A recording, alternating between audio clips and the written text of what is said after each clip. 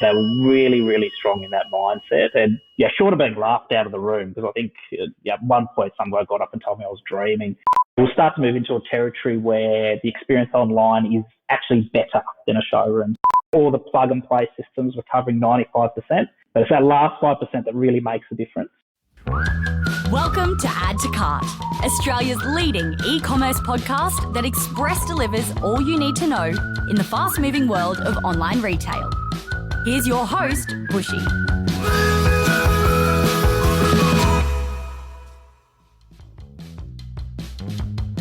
Welcome to another episode of Add to Cart. I'm Bushy and I'm joining you from the land of the terrible people, otherwise known as Brisbane, Australia.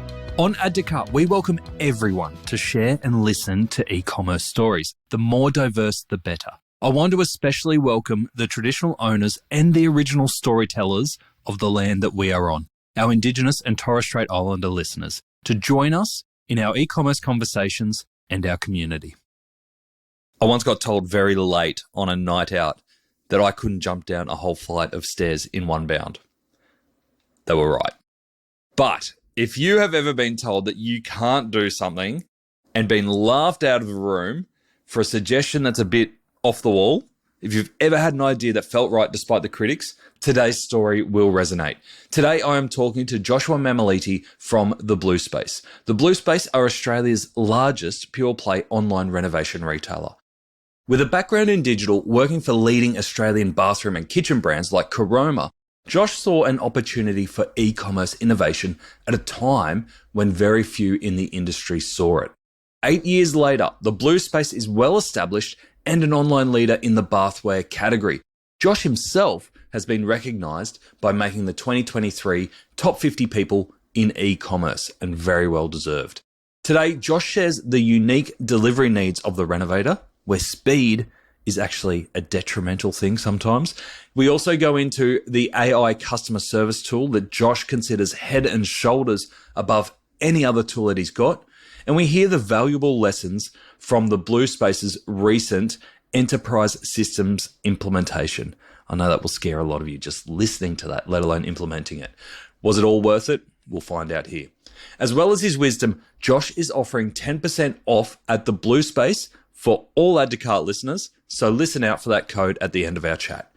So, thanks to our partner, Shopify Plus, here's our conversation with Joshua Mammoliti, founder and CTO of The Blue Space.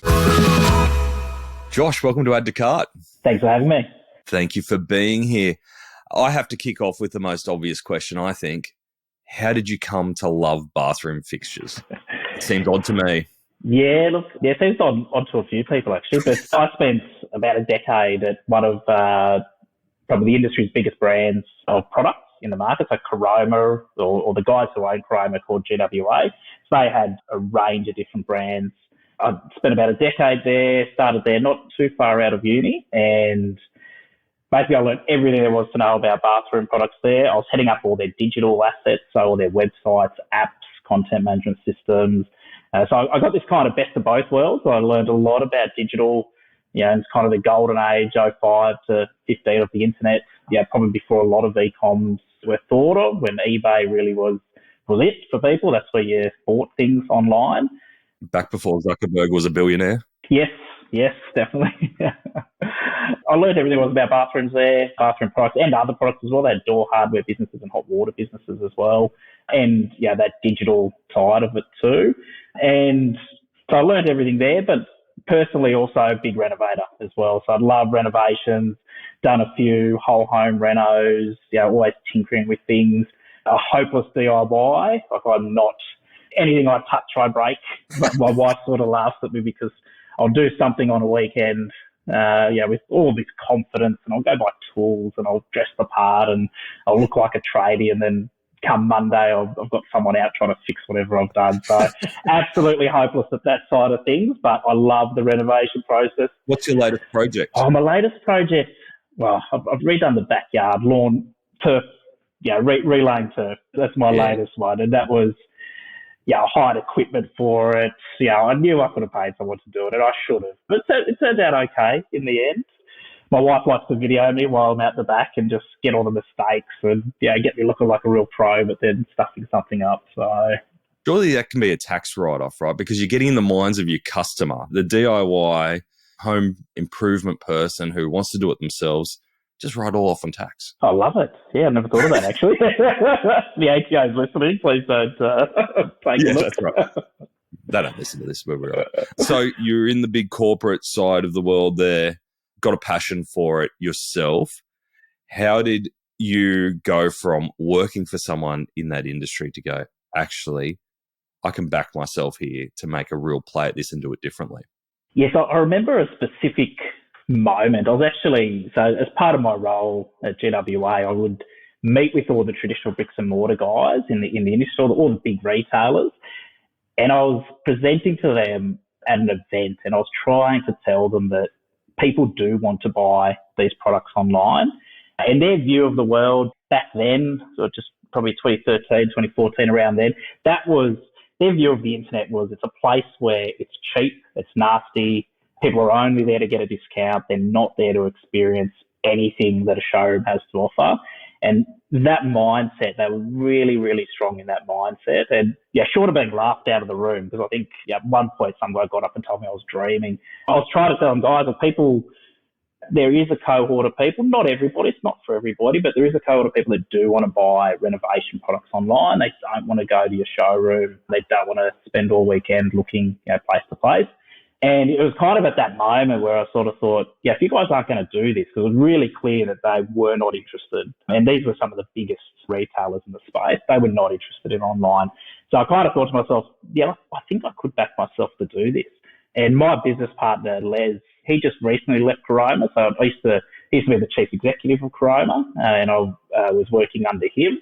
And, I had this conversation with him, and I said, I think there's something in this, right? Like, I think that around that time, Appliances Online was going quite well. It was still fresh and new, but they clearly showed that in a category, big bulky category like appliances, that it is possible with the right offer. And I sort of said to him, look, I think, I can back this. I think I'll give it a go. So I left there and straight away started the business. And, Caroma now are one of my biggest suppliers, and I've got a great relationship with them. But sort of all just came together quite nicely in the end. And I looked at myself and thought, my bathroom experience plus my digital experience, I could make this work. 8 or so years later, still loving it, and I think I've made it work to a certain extent. How many of those suppliers in the room that laughed at you originally are now suppliers to the blue space? Competitors to me, actually, not suppliers. But they took them a few years to to see us coming. But they've all done their own online play now as well. So the one thing I've kind of got over them is they're still showroom first. They still love their showrooms, and that's fine as well. Like, from my perspective, I'm not good at showrooms. I've got no skill sets in building a showroom. Some of these guys have amazing showrooms and staff and locations, and they understand that world. But for me, I understand the digital world. So but a lot of them do still dip their toes in the water as well. And I know they've seen the success we've had, and they're sort of maybe regretting a bit. But that's you can't 2020 hindsight, right? Have any offered to buy you out? Has anyone offered to buy me out? No, none of them have actually. No, some no, not yet. It'll come. Tell me about, before our chat, you were saying that 96% of bathroom purchases still rely on the showroom. So there's only 4% of customers in your category who are comfortable buying purely online. Yes. That's a pretty big call to go into this industry as an online-only player. You must have been pretty confident that you can take a good share of those 4% customers.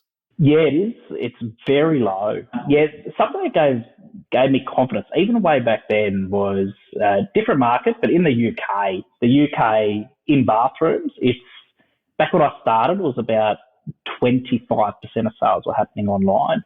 I think since then it's grown. I think now there are, recent numbers I saw about 35, 36%, but, you throw COVID into that probably helped boost that up a bit. But they are, across any e-commerce category, so far ahead of where Australia is. And I think, especially in bathrooms, geographical spread really hurts us just with the sheer size of the products we send around the country, and you've got to really be close to your customer to deliver it well. So in the UK, being much denser, they obviously have a little bit of an advantage over us. But when I looked at that, I sort of thought, yeah, Australia's got a long way to go. So 4%, hopefully becomes, whether we get to 30% in my lifetime, I'm not sure, but it definitely has room to grow. And obviously being such a high percentage of sales happening online in the UK, they do a really, really good job at online retail. So there's a lot to learn from that, and that gave me confidence. But Les, also my business partner, he's an accountant by trade. So, you look at 4% of a $30 billion market, it's a huge chunk. And with nobody dedicated to try and get part of that, we saw that as just the numbers do add up. Like, it's a $160 million market or something we're going after. So that's comfortable for us to try target as well. Yeah. And is that your dynamic? Is that you're the innovator, the big ideas guy, and Les is more the numbers and the planning side of the business? It's a perfect relationship, yes. So anything online, it's my bread and butter. But the account side of things, the finance side of things, bringing the right people together, that's his forte. It's a very good partnership. We're a bit of the yin and yang there in that partnership. So I like to spend the money and he likes to watch it. So that's great. It's perfect. It's very similar to, have you read Rocket Fuel? I haven't, no. But it's exactly you probably don't need to read it because you're living it. But it's the dynamic they talk about when you set up as founders is try and get one who's the big picture, move forward, big ideas, and one who can manage the day-to-day. And the lines blur, but two very different personalities. Yeah, absolutely. Yeah, and there's so much more to an e-commerce business than just a website and the digital side. We've got, majority of our staff are doing the things that many other traditional businesses do: picking, packing products, delivering, customer service, finance accounts, that sort of stuff. There's two sides to any e-commerce business. It's not just sitting behind a computer and in a spare room and making tons of money online. It's just not that. Can you find me one of them? Because I'll do that. Well, that's what I thought this business was to start with, to be honest. I thought, I'm really good behind a computer. I think I can do this. But, doing deliveries, picking, packing, I've done it all in the business. And there's so much more to running a successful e-com than just that.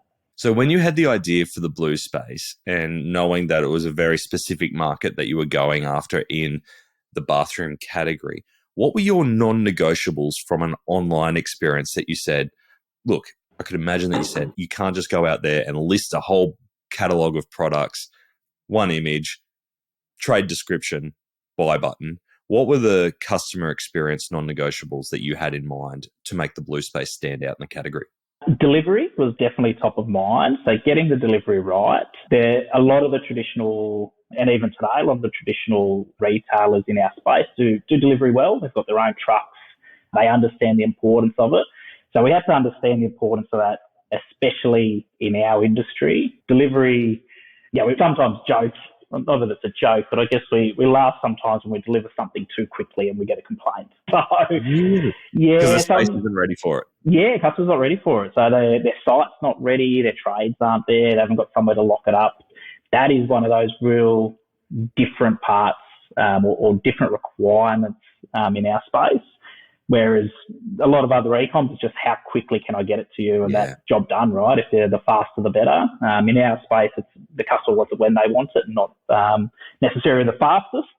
So getting that delivery piece right was really important. Getting the range right too. So one of the frustrations that I sort of knew from being in the industry was that customers get really overwhelmed with choice, really overwhelmed. So and I'm sure lots of people have done it, you go to a big retailer and you look at just a sea of chrome taps on a wall and trying to decide between 20 different base and mixer taps can be quite overwhelming for people. They don't quite understand the differences between them. Some of them look exactly the same, just a different brand on them.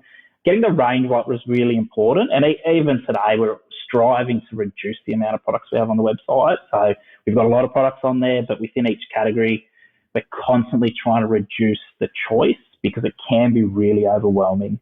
And especially with customers doing a renovation, a full renovation, they've got a lot of things to consider. There's a lot of items they've got to buy. There's a lot of things they need to make sure look good together, and also work within their renovation. So the look is one thing.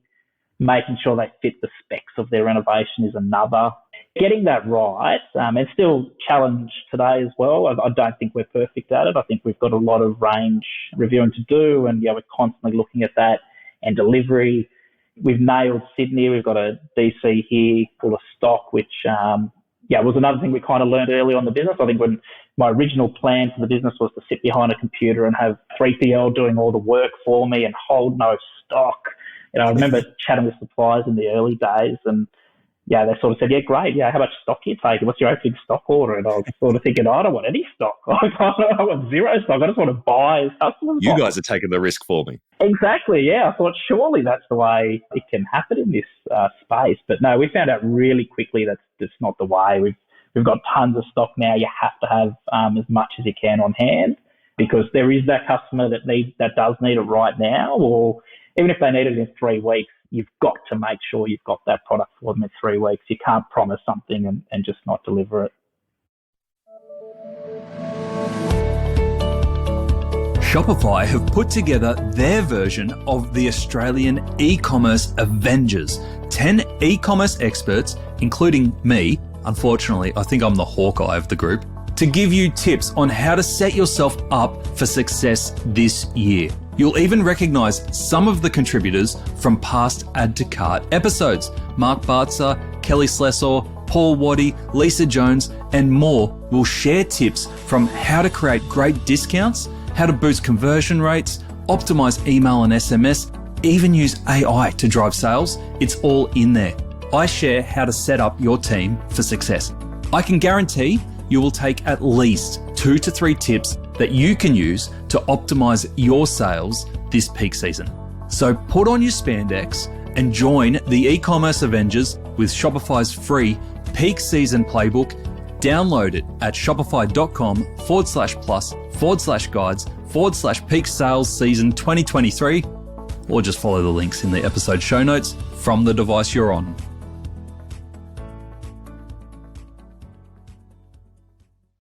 Did you find that in those arrangements with dropshipping partners in terms of manufacturers, direct from manufacturer, they just couldn't deliver to the promises that you were making to customers?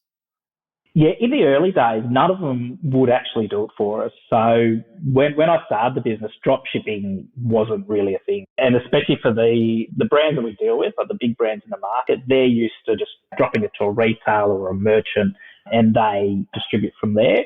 So even back then, that wasn't even an option. I was getting the products sent to my 3PL, then turning them around and getting them straight back out again. That was my preferred model. But we very quickly found out that delay and the potential risk around that is just too high. So anything going wrong in that whole process means the customer, whatever you promised the customer, is not happening. So we had to quickly move to holding stock ourselves, and customer places the order and we send it out to the customer. Got you. How many warehouses do you have now? So we've only got the one at the moment. We've got plans, I think it's April, May, we'll have Brisbane open and Melbourne around June. For many years known, we've had to move into states, but now we've just really nailed what we're doing in Sydney. Everything comes from here, but a big chunk of our market is down in Melbourne, and Brisbane followed, and Brisbane is growing too. Just a lot of activity up there. There's a lot of people moving to Brisbane, which you kind of don't blame them, or Queensland. And beautiful spot. Oh, you up there, are you, Nathan? Is that where? I'm in there. I'm here right now. Lovely.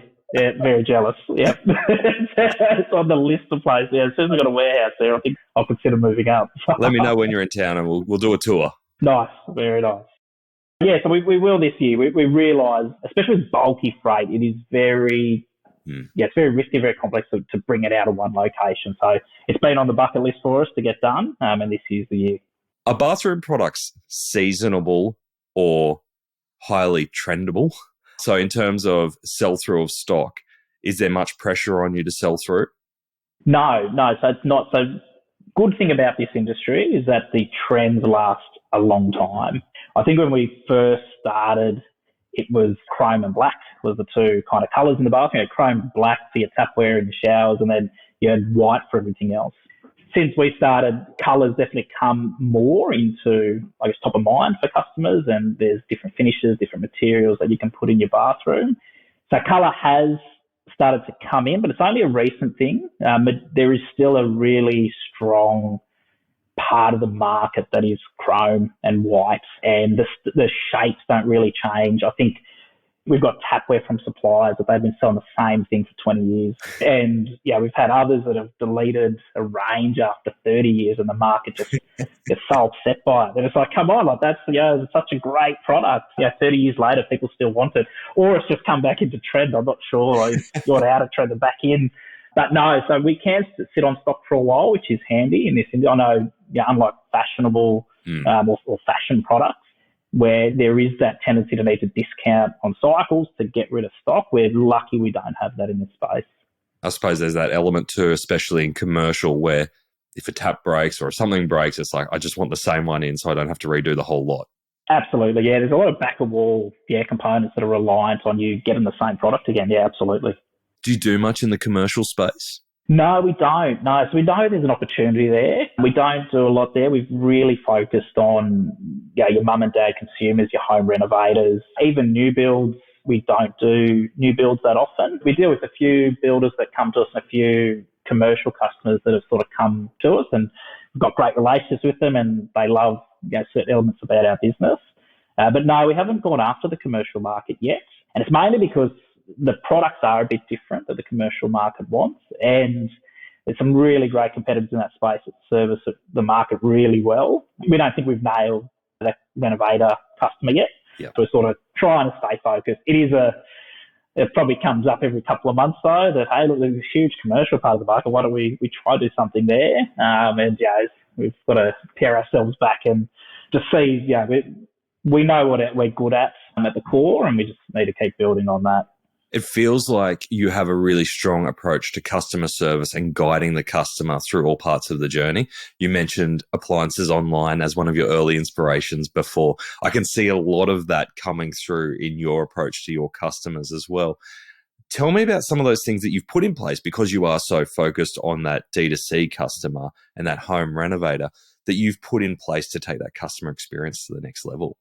Yeah, so we're very reliant on our team here. So we've got a team based in Sydney, well, spread out now. Actually, we've had a few people move during COVID, so we've moved a bit around the country. Yeah, we've got an Australian-based team of customer experience people, sales people, and interior designers. So, because there is such a small, I guess, the bigger part of the market is used to buying at a showroom. So they're used to having that one-to-one service. It is a good service too, that you walk in not knowing anything about bathrooms or renovating anything and be guided along that process.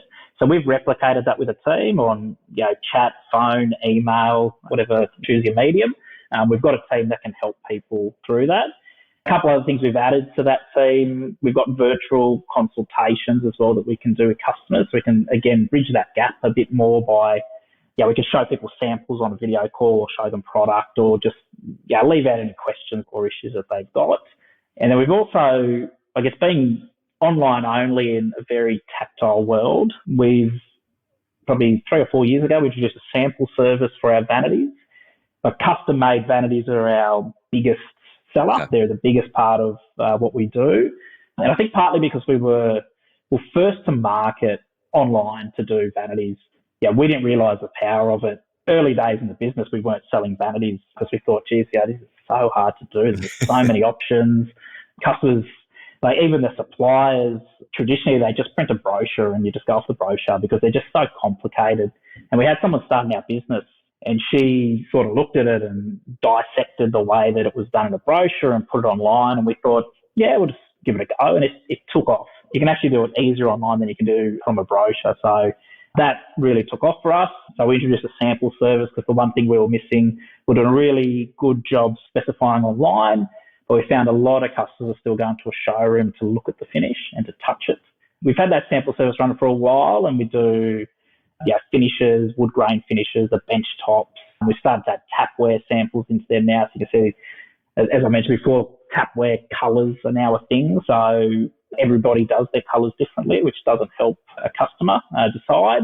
So we started to do samples of the colours now as well. So you can see, brush gold across 3 different brands is 3 different types of brush gold. So, trying to educate customers and help them make that choice without having to physically see the product. And just recently tiles as well. We started getting into tiles as a natural evolution in the bathroom for us. So we started to add tile samples into those boxes now as well. Are you charging for those samples? I think we charge delivery, but then there is a code in the box as well where you can get, I think, a bit more than delivery back off your first purchase. So we try to use to track those sample boxes and track the success behind them. Yeah, it's such a key thing when you're an online business. When you're choosing colour, especially when people are choosing colour online, the amount of customers that speak to our team afterwards and just say, that is not what I thought it was. Yeah, you're looking at a wood grain colour online and it turns up and natural light, artificial light, what you see on the screen, it is so different. So, if we could cover all the costs, we probably would if we knew we'd guarantee to get it back. But we're happy to give as many of those out as possible because it just helps. When it turns up at the end of the day for the customer, they're happy with what they've chosen. I suppose it'd cut down on your returns as well, right? Absolutely. Yeah, returns, in any industry, returns are painful, but they're even more painful for us, for our customer more than us, I think. Our return rate is really low. I think it's less than 0.5%, which we're really happy with. But if a customer needs to return something when they've got a tradesperson on site, it just becomes such a costly exercise for them. So it's not just the pain of getting back something big and bulky to us and the costs and the environmental impact that comes with that as well. It is, they usually have a tradesperson standing there saying, you've bought the wrong thing. That's your problem, not mine. I'm still giving you a bill for this half an hour that I'm standing here looking at the wrong product. So it can really blow out. So we do everything we can to educate our customers before they purchase and make sure they've got the right thing so that we can avoid that for them. That level of customer service in terms of interior designers, being able to do video chats, even things like WhatsApp that a lot of D2C retailers are playing in, combined with the sampling activity there, that's a lot of activity to make sure a customer is comfortable with their purchase before they buy. For a lot of D2C retailers, they'd be looking at that going, that's a big cost that I could never take on. Do you just see that as kind of an offset to not having a showroom and the cost of a showroom? Yes, absolutely. Yeah, we often have that exact discussion actually. We're saving on rent, so high street rent that you're potentially paying for a showroom. Staffing those showrooms, you can probably argue staff's a bit offset by the staff we've got anyway.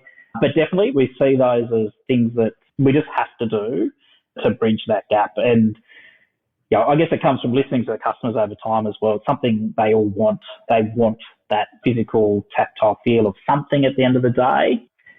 And when I say all customers too, though, I think there are a whole cohort of customers that don't use the services either, and they just buy online. Sometimes we'd love to know why they just bought online. We've seen some cracker sales come in where we're all sitting there scratching our head thinking, how did that person just specify all that themselves, not contact us at all, and just transact online? And even when we try getting in contact with them to ask, they're not interested in telling us why. So there is that customer. Drove a bit of the belief I had in the business in the early days that there are just those customers that don't want to talk to anybody and they want to do all the research themselves. They're very self-guided in what they do. They've got mood boards. They've got Pinterest pages. They follow their favourite people on Instagram, and they want to make that decision themselves, and they enjoy it and just want to buy the product and get on with it.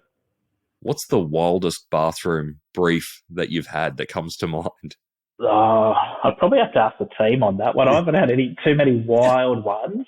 We were in kitchens for a while where we were building custom kitchens online for people. It was an adventure, I must say. We're not in it anymore because we found it really, really complex. There were some odd requests there, like dog kennels underneath bench tops and stuff like that. So, where we just sort of said, look, we're trying to sell kitchens online. Like, we can't do these really highly customizable things that your local cabinet makers told you no to. Right? Yeah. From a tech perspective, what's exciting you in e-commerce at the moment? There is a lot around AI. I think everyone's, and we are too, jumping on that with a lot to do with AI. But in our space, it really is visualization. So the next frontier, or, we've started along this visualization path. We've run in a few different directions at different times in the business. So years ago when I first started, I think we were doing virtual reality bathrooms when Oculus Rift had this huge, it was introduced and it was so accessible and it was so easy to make virtual reality bathrooms, and we jumped onto that, and then we soon really quickly realised that yes, it was an amazing experience, but it was very one-off. You had to have the tech at home. It was competing against a mobile phone, making a transaction online. At the end of the day, a mobile phone's easier to buy on my website than setting up a VR kit and walking around a bathroom and learning a whole new bit of tech as a consumer. Trying to figure out how to make it work to purchase was just too high a hurdle. I suppose if you're already confused about your bathroom and then you add in, make all this tech work as well, it's pretty overwhelming. It is, yeah, and all new for people too, right? Like, and every experience, there was no universal experience behind that virtual shopping experience, so it was quite difficult to educate people from a cold start. Where websites generally now are all looking quite similar. The checkout process is moving to quite a standard checkout process, which builds a lot of trust. So it's hard to compete with that.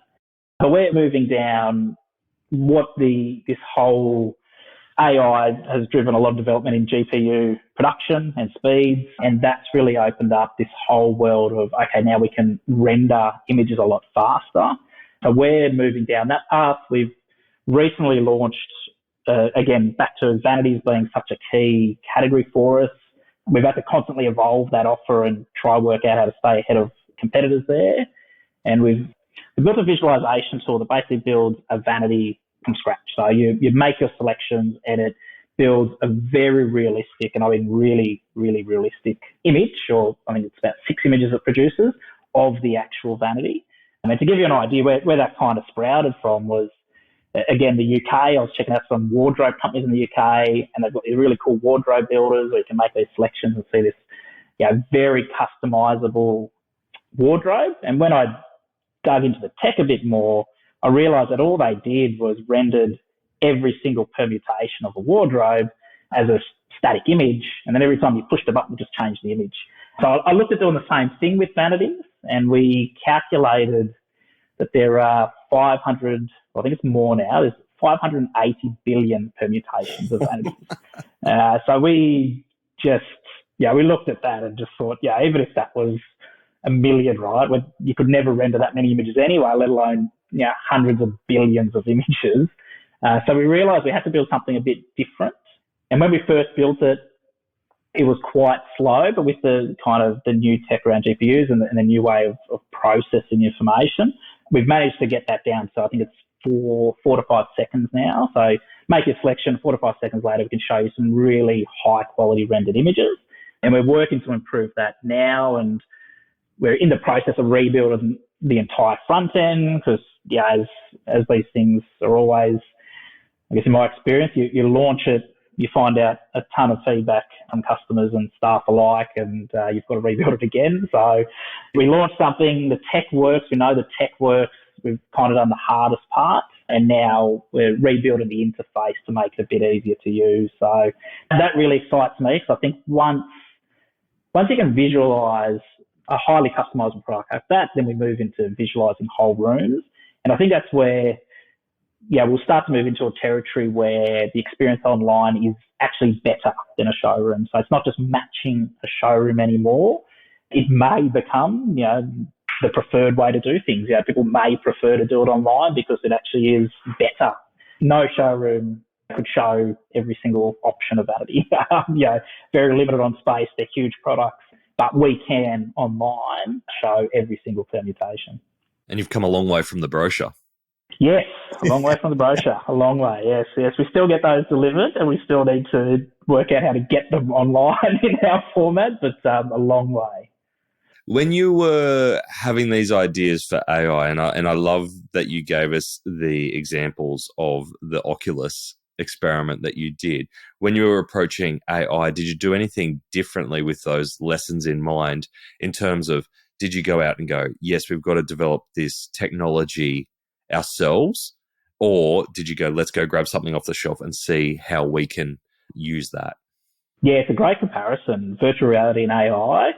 I think AI is, still early days, but I think it's definitely got more legs than the virtual reality does. But yes, we absolutely, when the Oculus Rift stuff came out, we worked with a company and built this absolutely custom solution, and we're the first in the world to do it, and we thought we were fantastic. But yeah, with AI, we've waited a little bit, and we ended up going, the AI we've introduced, we ended up waiting for a very, I want to call them traditional, but we use Zendesk internally for our customer support system and our CRM at the end of the day. So all contact with customers comes through Zendesk. Traditionally, they've sort of taken a little bit longer than other companies to adopt this really new technology, and obviously being quite a big organisation, that kind of makes sense. We're assessing a lot of different techs out there, a lot of different AI, especially in customer experience. It's a place where we see many businesses have a lot of success, making the experience better, but also bringing costs down within the business as well. But we waited for Zendesk to bring out launch what their version of AI was within their platform. And it really surprised us. It really took us back because there's a lot of smaller companies out there doing a lot of bolt-on AI tech that sits in isolation, especially in that customer service. And Zendesk have really launched a very cohesive set of tools. And it's not so much the front-end tools that are impressive. We do have a chatbot on our site that does triage questions coming in. But that really wasn't what got us across the line. It was the back-end efficiencies. And one in particular pretty much sold the entire costs for me. When I saw it, I just thought, this is a no-brainer just based on that one thing it can do. And what it does, it's got an AI tool that listens to the phone conversation and straight away just records a handful of bullet points, what the conversation was about, how was the mood of the customer, whether they're in a good mood or in a bad, whether they're frustrated, and what was the outcome. And that alone, for any business with high volume calls like we have, any other person in our business that gets a phone call an hour or two later or next day or a week later can just really quickly see what the last conversation was about. And just, you just don't get that in many businesses, I don't think. The amount of times, I know I have, I'm sure everyone else has, you've called a call centre and you've got to explain everything over and over again because, the poor person at the other end of the line is just trying to work off handwritten notes or, someone else's notes against the ticket, and it may or may not make sense. So that alone, I think, just creates a lot of efficiencies for our business, but then also just provides a great experience for the customer. That's an awesome feature. I hadn't heard of that. And I could imagine it would spark some pretty big ideas from you in terms of automations that you can do from a customer communications perspective based on keywords, based on mood, and those options would be endless. Oh, absolutely. Yeah, this is just, something like this is just the tip of the iceberg. It's like, great, we've got that one part, but the automations you could do, you could send a customer, a gift if they were upset, or, if they're happy, you could, ask them for a great review. You've got all these things you could do based on knowing how customers feel at scale too, which is, you would just lack without having that kind of technology. Sorry, I'm interrupting this conversation because I have a message for any sales folk listening who are in e-commerce services or tech. What if I told you that you could meet Australian e-commerce decision makers in their car, follow them to the gym, even join some of them in the bathroom? Well, if you sponsor Add to Cart, you might be able to do that legally. We have sponsorships available for 2024 right now. Come join our industry-leading partners such as Shopify, Impact.com, Convert Digital, and Farsight in helping to bring amazing conversations, events, and more to our e-commerce community in 2024. Email me directly at nathan@addtocart.com.au for the full 2024 prospectus. And in the meantime, don't get any ideas about bathrooms.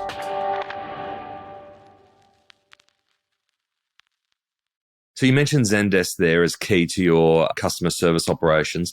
Are there any other tools or tech that may not be as sexy, but you just go, these are the e-commerce tool that has just added so much value into our business? Yeah, I guess I'd name drop a few. So I guess especially if you're starting up an e-com and you're listening to this. Shopify, definitely. We've got a great relationship with Shopify and we've been with them for a number of years. We did have our own custom tech CMS to start the business. And I think that was 2020 hindsight, I think.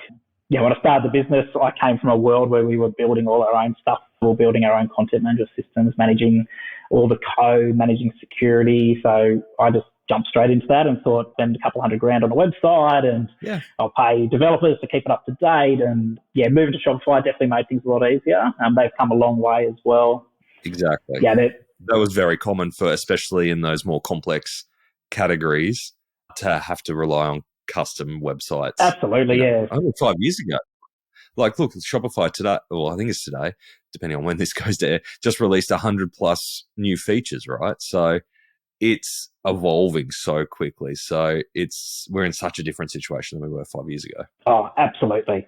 Yeah, to tick the box on website security, that Shopify, I think, unless you've come from a custom dev world, you just can't put a dollar value or effort value to that. Like, just knowing that every day our customers that put their credit card information on the site, it is just so secure, fraud's kept to a minimum. It is very, very rare that a customer's credit card is ripped off on the side, or customers just have that absolute surety around that. Like, that for me, that alone, coming from a custom world where we used to spend hours each week just making sure we're patching things and making sure hackers weren't trying to take our site down and stuff like that. So run the update on the prod side, on the test site, and all the updates you had to do. Yes, and then totally you get a customer phone call saying, I can't check out on your site. And it's like, oh, great.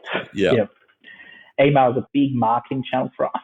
Our customers can be in our marketing funnels for up to 18 months. So from when you kind of think, I want to do a room in my home, be it a bathroom, kitchen, or other room, to when you actually purchase, it can be up to 18 months. Things change, finances, approvals, builders, that sort of thing. So email, very important to us, and we use Klaviyo for that. Do you find that your customers, you can pick their life cycle pretty easily? So a lot of companies will try and get a customer for lifetime value of 5 years or whatever it is. Is yours more project-based, trying to pick where they are in the project? It is, trying to pick where they are in the project. So we do have a surprising amount of regular buyers off our site, but they're sort of serial renovators that are doing room at a time, or possibly doing homes at a time as well, which we do love, that cohort of customers. But there's a lot of customers that we need to work out. Are they item shoppers? Are they just trying to replace something? Has a tap broken or a toilet broken and they just need to replace that product? Or do they need a new door handle? Or they're looking to update the colour? Or, again, has it broken? They kind of break fix. So we do have a whole cohort of customers like that we need to treat a little bit differently than send them really amazing content about renovating a whole home, because they're not interested in that. They're just looking at replacing a product. Then you do have the customers that are doing a whole project, and it may, where are they on that life cycle? We try to work out where they've come from, I guess, the attribution behind them as well. Have they clicked the Google shopping ad for a particular product? That means they're probably ready to buy. If they clicked on an ad, they typed in, how do I renovate my home? And, they've clicked on an ad there because they're probably really early in the stage and we want their email address and we want to get them at the start of the funnel. So it is very tricky. We've got a lot of different types of customers, That's a great tip, though, using the channel and the intent behind the channel to work out where they are on the journey. Yes, it definitely helps. It definitely helps. So if you understand what part each channel plays in that purchase process, because they might come different channels over a very long period of time as well. So understanding, the ideal scenario, or the ideal, I guess, funnel would be that they find us on social media because they're being inspired to renovate, and then they give us their email address, and then they work their way through our website, and then they click on an ad potentially a few months later for a particular product. So knowing where that customer is helps us tailor that communication. Yeah, great. That's fantastic tech stack there. Thank you for that overview. The one part that I would love to know a little bit more before we wrap up is you talked around delivery being so key for you to get right. And what's really interesting about your business is that fast isn't always the best, in that it's more about accuracy. Have you put in place things like scheduled or time slot deliveries? We've started to. I think we've got scheduled deliveries happening in Brisbane and Melbourne at the moment. We're starting to control that last mile delivery a lot more, so we can. Sydney, I think we do it as well. Yeah, we do time slots. The one thing we haven't nailed is how we get the customer to do it online. At the moment, it's a phone call and try to coordinate with the customer when we can get a truck there and when we can deliver the goods and when they're going to be home, obviously, as well, or their trades be on site. So the one thing that is something we're hoping to nail this year, we've just put SAP in the business as well, talking about tech stack. It's not common for e-commerce businesses to pick an enterprise ERP system. But we've gone down that path. So far, we're really happy with it as well. If anyone's put in an ERP, which I'm sure many of your listeners have, it is never smooth and it's never fun, but we're past that stage now, as well as a warehouse management system off the back of it. We've put in-for warehouse management system off the back of that, which gives us a lot more automation in the warehouse. We kind of need those two bits of kit in the business to be able to then enhance that front end offer to the customer, where they can select the delivery time. And being bulky goods as well, it's a lot more difficult than you think, because we can't just open up time slots and hope for the best. A truck does get full with our products, and sometimes a full renovation will take up a whole truck. And you've absolutely booked out a couple hour time slot straight away. So it's a little more difficult than we kind of hoped it would be. And I know I've mentioned Appliances Online before, but they do an amazing job at it. But I know they've built a lot of custom tech over many years to really nail that. And that's kind of the path we're on though. Yeah, great. That's a big moment in your business growth to implement that enterprise software like SAP.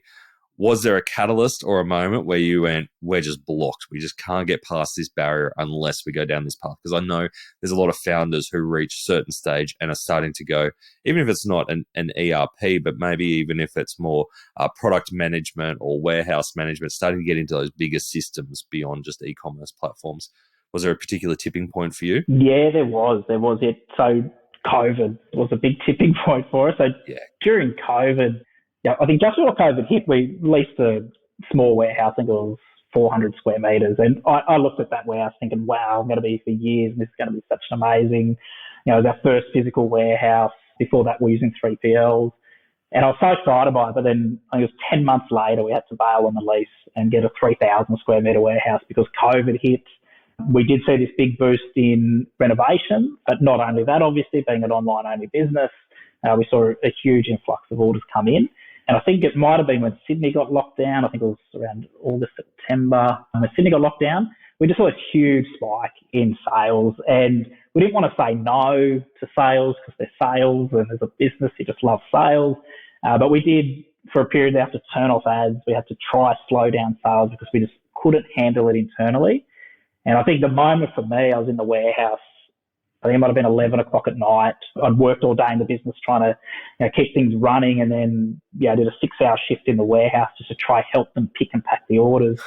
And I think 11 o'clock at night, it was myself and I think it might have been Trevor, someone else out there with me, and we were just like, we can't do anymore. We can't see numbers anymore, and we still had a pile of paper orders, at least be 100 orders we didn't get to, that were now likely going to be late because we just could not physically get to it.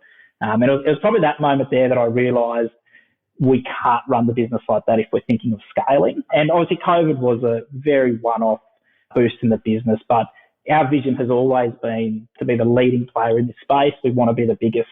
And to get there, we had that moment, in that moment, that we knew to be that bigger business would need better platforms that we could customize. And I think for any e-com business, I'm sure many of your listeners get 95% of what you want out of an off-the-shelf tool. And we had exactly that. We had 95% of what we needed.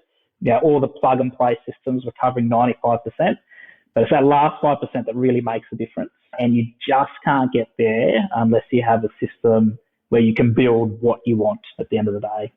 That's awesome. I think a lot of founders listening will get a lot out of that, because that is a high decision point there, and it kind of takes you into that next level of both the investment to do it, but also to maintain it. Yeah, absolutely. And the amount of people are still saying crazy. And even, I look back and I think, geez, could we have done it any other way? Like, did we have to make that big leap? But 4 months later, no regrets. Right now, I've got no regrets at all. So just small things we want to do with the warehouse rollout, it is all possible, and it's a good feeling. Awesome. Josh, we've gone all over the place. It's been such a great chat. If there was one lesson as a founder that you've been on this journey since standing up in front of that group and them calling you crazy for wanting to go online to where you are today with the Blue Space, what piece of advice would you have to other e-commerce founders? I think what I touched on before, but it just can't be run from behind a screen. I think there's so many elements to an e-commerce business. There's this whole physical component of making sure your products get to the customer and making sure they're happy with the products. And I'd probably, off the back of that, I'd say, lots of people I've spoken to in the industry at various stages, try not to do it all yourself. I think I have, many times I've been driving utes around, dropping things off or picking things up. And it's all well and good to get yourself out of trouble, but it's not, you shouldn't try to do everything yourself. I think you need the right people in the business to take things off your hands. And there's been real key moments in the business where we've noticed we've brought the right person in to do the right job and take it off, my hands or Les's hands. And they're the right person, they've got the right skill set, and you see a material leap in the business performance following that person joining. So I think that's, recognising what you're really good at and what you could do, but you probably shouldn't do. I think that's really key in any, not just in e-commerce, I think it's key in any business. And it can hold back growth if you don't bring those people in. But I do recognise at the same time it's a very hard thing, especially with expensive people, to bring someone with really high skill sets into the business. It's a hard decision to make. And as a founder, when it's your money, it's even harder. Yes, absolutely. Fantastic advice. Josh, what are you excited about for yourself and the team at Blue Space? What's next? I think we touched on the delivery side of things. I think this is our year to get that right, at least in Sydney, Melbourne and Brisbane, our three key markets. I think that's the most exciting thing, because if we're going to get a complaint from a customer, is delivery. It is, the product's arrived broken, it's arrived late, it's arrived early, all those things. Bulky freight is difficult. It's been a real challenge since day one for the business. I know it's a big challenge for any business in bulk freight. If you've got a small parcel and you send it with Aussie Post, it's amazing. And we send a lot of small parcels with them and we rarely have issues. But it's the bulky freight that we know we can solve, and we just know it takes a lot of hard work. But that's probably the most exciting thing, knowing, we're going to tackle it this year. We're going to give it a good crack at trying to fix it. Very exciting. Well, if you're in Brisbane, let me know. And for everyone else, if they want to get in touch, either find out more around what you're doing at the Blue Space or you personally, what's the best way to get in touch? Yeah, look, if you're looking to do a renovation, probably don't get in contact with me. Just reach out to the team via the website. We've got some great people here, interior designers and sales staff that'll help a lot better than I will. But look, personally, LinkedIn LinkedIn is probably the best place. Actually, just reach out on LinkedIn. I love connecting with new people, especially if there's any founders out there that are, just want to shoot something across and have a chat. Really happy to have a yarn with anybody. Legend. Josh, thanks for joining us on Add to Cart. Thanks, Nathan. Appreciate it. Thanks for having me. I really hope that some of those people who laughed Josh out of the room originally got a chance to listen to this chat. And I hope they're crying into their porcelain thrones as we speak. All right, if you want to give your bathroom a little shake-up, head on over to thebluespace.com.au and you can get 10% off site-wide until the 31st of May. Simply use the code ADDTOCART, all one word, in the checkout. Remember, if you're not sure, you can start by talking to one of the Blue Space's online consultants. Tell them Bushy sent you. They won't have a clue who Bushy is, but tell them he sent you. All right, here are the 3 lessons that I took from the conversation with Josh. Number 1, backing yourself isn't reckless. Josh didn't strike me as the reckless type, and yet in starting the Blue Space, he went against the wave of the feeling in the industry. Even though he didn't get a vote of approval from his peers, his years of experience told him it was the right move, and he wasn't wrong. He backed his skills and knowledge, but he wasn't reckless. Number 2, automating customer service. I loved Josh's overview of the Zendesk transcription service. The ability to summarize key messages from customer service calls and even categorize the mood of the customer is an amazing feature. This really standardizes the data that is captured across the organization and allows smart automations. I could see Josh's head was buzzing in all the ways that they could use that data. So keep an eye on these features with your customer service platform. It could be a game changer for your business. And number 3, if something's really hard to do well, that could be your differentiator. There are 2 ways most startups begin. They get all the fundamentals right and lift the overall standard for the industry or the category, or they totally disrupt with 1 or 2 killer features that just stand out in market, with the fundamentals being passable. The Blue Space have actually managed to do both by revolutionizing the way we buy vanities, for example, moving from that catalog system to a more automated and graphical design customized for you. They have something totally unique without scrimping on the fundamentals of delivery and customer service. Very impressive if you can get both a disruption and the fundamentals right. Thanks for joining us today on Add to Cart. To listen to all our e-commerce conversations, now in the hundreds, you can head on over to addtocart.com.au. There, you can also join up to our free private Slack community to share e-commerce ideas, tips, and questions with other listeners. You can also subscribe to the Add to Cart weekly newsletter and browse some of the video highlights from our chats. There is a lot there. That's addtocart.com.au. And if I can ask you one thing before you go, if you enjoyed today's episode, make sure you share it with a friend or a colleague who could benefit, or leave us a review. It really makes a difference. Thanks again for listening, and until next time,